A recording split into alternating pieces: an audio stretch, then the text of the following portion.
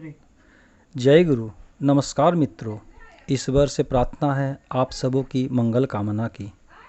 आज हम लोग चिंतन मनन एवं आलोचना करेंगे कलयुग में कलिक अवतार क्यों और कैसे।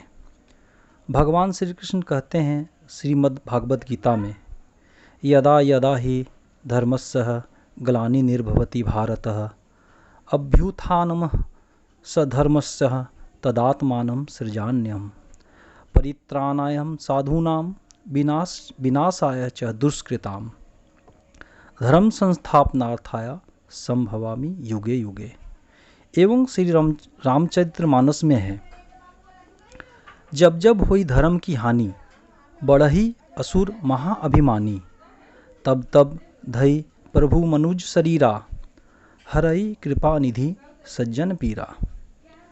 उनके इसी पक्के आश्वासन के संकेत है, परंतु मनुष्य न तो उन्हें समझ पाता है और न उनके बताए मार्ग अर्थात धर्म को।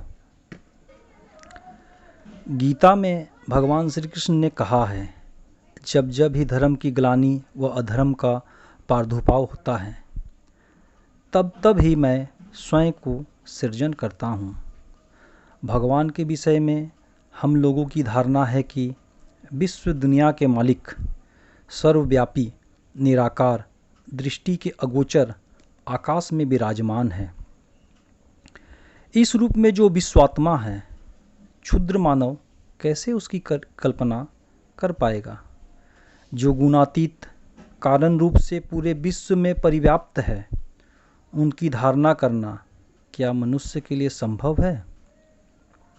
इसलिए ईश्वर स्वयं निज ऐसी शक्ति में मानव रूप में स्वयं का सृजन करते हैं। मनुष्य जिससे कि उन्हें इंद्रिय द्वारा अनुभव कर सके। अजुहोपि शत्रुव्यात्मा भूता नामीश्वरपि सनः प्रकृतिम स्वाधिष्ठाय संभवात्माय। गीता। असीम कारण सत्ता ससीम के बीच आत्म प्रकाश करती है।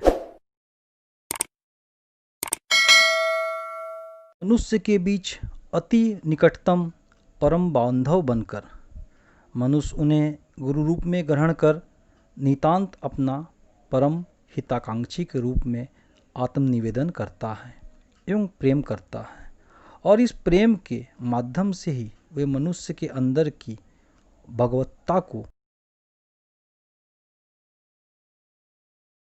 जागृत करने की शिक्षा देते हैं।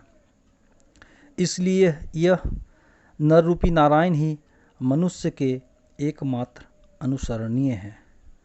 पाश्चात्य मनीषी जॉर्ज बर्नार्ड शॉ ने कहा है, behaviour of the man whose god is in the sky. अर्थात जिनके भगवान आकाश में हैं, उनसे सावधान रहो, कारण मूर्त ससीम भगवान और अमूर्त असीम भगवान की आराधना में आकाश पाताल का प्रभेद है। अरूप या निराकार की कोई आकर्षणीय शक्ति नहीं है, इसलिए उनको सोचा नहीं जा सकता है। मनुष्य यदि भक्ति या प्रेम का रूपायित साकार विग्रह नहीं पाता है, तो मनुष्य का उन्नयन कभी भी संभव नहीं होता है। मनुष्य रूप में भगवान को जब हम लोग देख पाते हैं, तभी उनके सानिध्य में आकर निष्ठा, अनुगति व तत्प्रीति उत्पादक कर्म द्वारा संपूर्ण रूप से उनकी उपलब्धि कर पाते हैं। इसलिए आर्यगण साकार के पुजारी थे। पुराणादि शास्त्र अनुधावन करने पर देखते हैं, प्राचीन युग में आर्यगण भगवान के विभिन्न शक्ति की पृथक पृथक रूप में कल्पना कर साकार मूर्ति की सृष्टि कर पूजा करते थे। भगवान स्वयं ही युग युग में जब मनुष्य के बीच ही मनुष्य की तरह जगत में प्रकट होते हैं।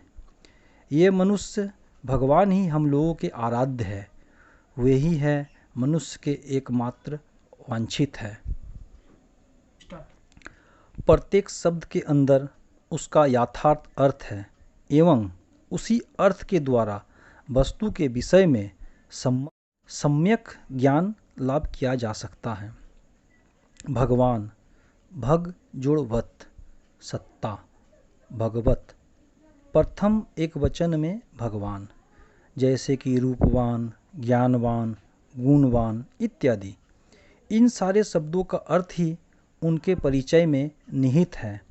रूपवान कहने से यह समझ में आता है कि एक व्यक्ति जिसका रूप है। ज्ञानवान, गुणवान, भगवान वैसे ही अर्थ में वान होकर है। ऐसा है इसलिए साकार समझ में आता है। दृष्टि के अंदर रूप, गुण, ज्ञान, भग ये सारे गुणवाचक शब्द हैं। जो गुण जिसके अंदर स्वाभाविक रूप से प्रस्फुटित हुआ है उसे उसी गुण के अधिकारी कहते हैं। उसी प्रकार भग कतिपय गुणों की समष्टि है, यथा समग्र, ऐश्वर्य, प्रिय, यश, श्री, ज्ञान व वैराग्य। इन 6 गुणों को एकत्र में भग कहा जा सकता है। यह भग जिसके अंदर सहज रूप से मूर्त है एवं प्रकाशित है, उसे ही साधुगण ने भगवान कहा है। ऐश्वर्यस्य, समग्रस्य, प्रियस्य, यश, प्रियः, ज्ञानम, वैराग्यश्च, वसन्नाम, भक्ति ज्ञान। जैसे कि भगवान मनु, भगवान पराशर, भगवान श्री रामचंद्र, भगवान श्री कृष्ण, भगवान श्री चैतन्य, भगवान श्री रामकृष्ण।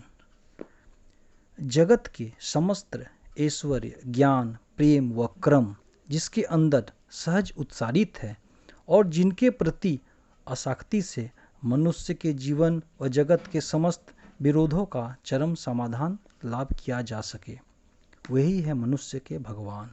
श्री ठाकुर अनुकूल चंद्र जी की वाणी है। उपरोक्त वाणी से यह स्पष्ट समझा जा सकता है कि मनुष्य के भीतर ही भगवान का प्रकाश मिलता है। भगवान नरदेह में आविर्भूत होते हैं। भगवान को निर्गुण पूर्ण रूप में जब ही हम लोग सोचने लगते हैं तभी संपूर्ण असफल होते हैं। जो कुछ भी क्यों न कहो, जितनी ही चेष्टा क्यों न करो, भगवान को मनुष्य के सिवाय और कुछ भी सोचा नहीं जा सकता है। ईश्वर संबंध में, जगत के सारे वस्तु के संबंध में खूब युक्ति तर्क समन्वित वक्तता दे सकते हो, खूब यथार्थ, खूब युक्तिवादी हो सकते हो और भगवान के इन सारे मनुष्य अवतार की सारी बातें भ्रमात्मक है ऐसा प्रमाण कर सकते हो, जिससे तुम्हारी संपूर्ण तृप्ति हो। मगर सहज बुद्धि में एक बार सोचकर देखो तो कुछ भी नहीं है, केवल कतिपय वाक्याडंबर मात्र है। इस मनुष्य रूपी भगवान के सिवाय मनुष्य के लिए आत्मज्ञान लाभ करने का दूसरा कोई पथ नहीं है। श्री कृष्ण को नारायण कहा गया है। तत्कालीन युग में वही एकमात्र नरगण के अयन या गति स्वरूप थे। नर जोड़ अयन नारायण, उनको ही अवलंबन कर अपने खो चुके सब कुछ को फिर से वापस पाए थे एवं वे ही ग्लानिमय भारत को पुनः स्वर्गराज्य में परिणित कर दिए थे। जय गुरु, वंदे पुरुषोत्तमम।